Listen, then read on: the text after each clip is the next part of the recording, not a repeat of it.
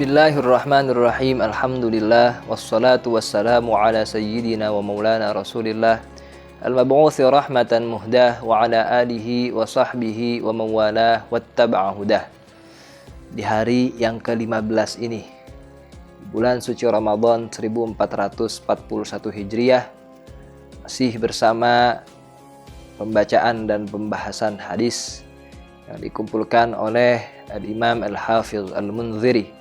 Mudah-mudahan separuh ibadah yang kita telah lakukan di bulan suci Ramadan senantiasa diterima dan diridhoi oleh Allah Subhanahu wa taala. Sisa 15 hari ke depan, bagaimana kita mengupayakan, bagaimana kita mengoptimalkan setengah kesempatan lagi yang diberikan oleh Allah Subhanahu wa taala untuk mendapatkan maghfirah, idqum minan nar, sehingga pada akhirnya kita menjadi insan-insan yang bertakwa di sisi Allah Subhanahu wa taala. Untuk selanjutnya, setelah kita membahas 22 hadis dengan berbagai macam riwayat yang menunjukkan agung dan besarnya orang yang senantiasa menolong sesama di sisi Allah Subhanahu wa taala dengan ganjaran yang begitu besar dan beraneka ragam, pada hari yang ke-15 ini kita insya Allah akan membahas dan membaca dua hadis,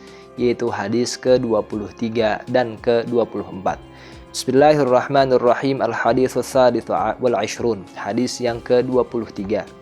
An Abi Hurairah radhiyallahu taala anhu, dari Abu Hurairah radhiyallahu taala anhu, anna Nabiyya sallallahu alaihi wasallam qala, dari baginda Nabi besar Muhammad sallallahu alaihi wasallam bersabda, Al-muslimu akhul muslimi. Adapun orang Islam itu saudara orang Islam yang lainnya. Kita sesama muslim diikat dengan satu simpul, yaitu dua kalimat syahadat. Asyhadu an la ilaha illallah wa asyhadu anna Muhammadar Rasulullah. Dengan dua kalimat syahadat ini, kita semuanya menjadi saudara di bawah naungan tauhid. Maka dikatakan segala sesuatu yang menimpa saudara kita, kita sudah sepatutnya merasakan.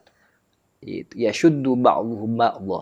Bagaimana kita menguatkan di antara kita sesama muslim, karena sejatinya kita semuanya bersaudara.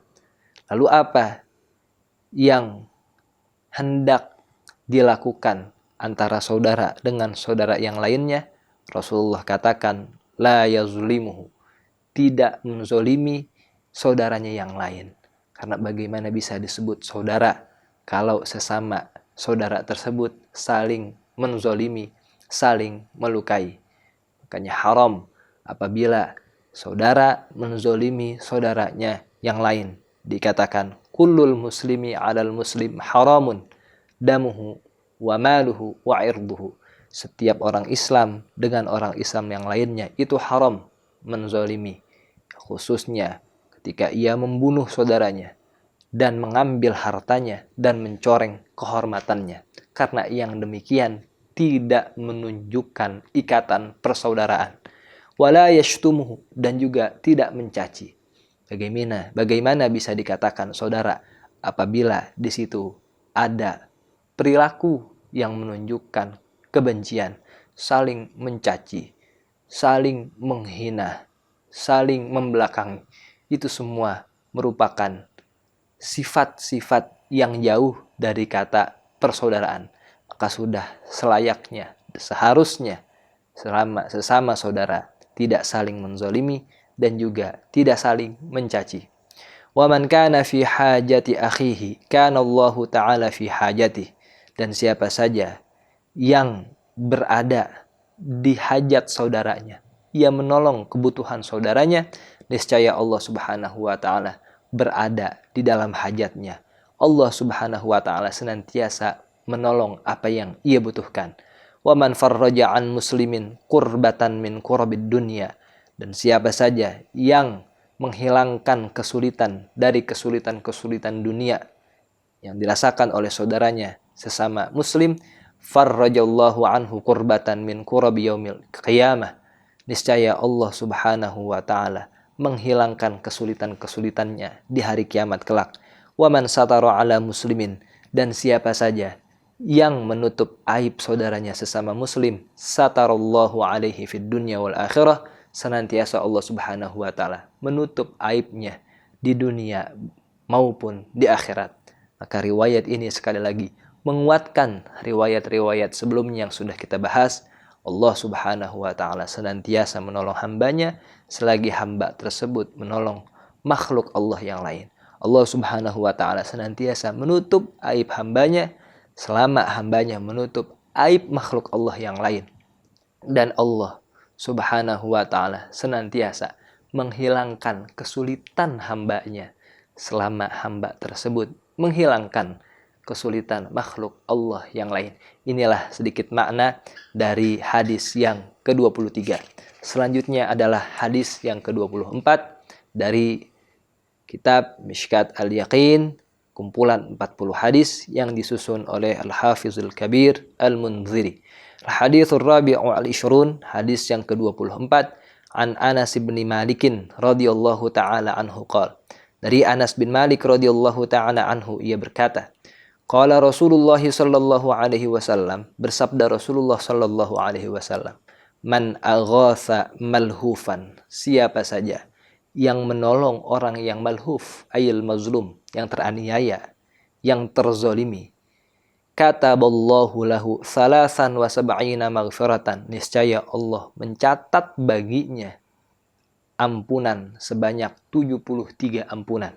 Wahidatun minha yaumal qiyamah, satu dari 73 ampunan tersebut diberikan nanti di hari kiamat, solahu amri kullihi, yang dapat memperbaiki segala urusannya di hari kiamat nanti.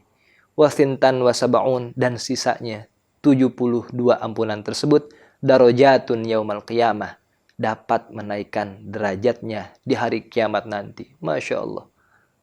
Di sisi Allah Subhanahu wa ta'ala begitu besarnya derajat tingkatan orang yang senantiasa menolong saudaranya yang malhuf, yang terzolimi, yang teraniaya.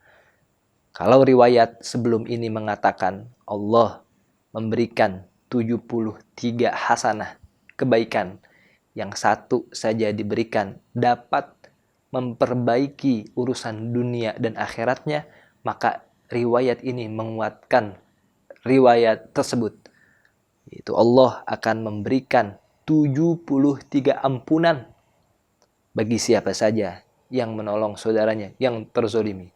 Yang satu ampunan itu nanti Allah berikan di hari kiamat, dapat memperbaiki segala urusannya di hari kiamat nanti. Kita tahu urusan di hari kiamat begitu kompleks, sangatlah banyak dari amal perbuatan kita. Maka kita butuh yang namanya pertolongan, syafaat dari Allah Subhanahu wa ta'ala, syafaat dari Rasulullah sallallahu alaihi wasallam. Salah satunya adalah untuk mendapatkan bantuan ampunan tersebut ialah dengan cara kita menolong sesama, khususnya orang-orang yang terzalimi. Sisanya 72 ampunan nanti Allah akan berikan guna menaikkan derajat orang yang gemar menolong sesama, khususnya yang terzalimi itu.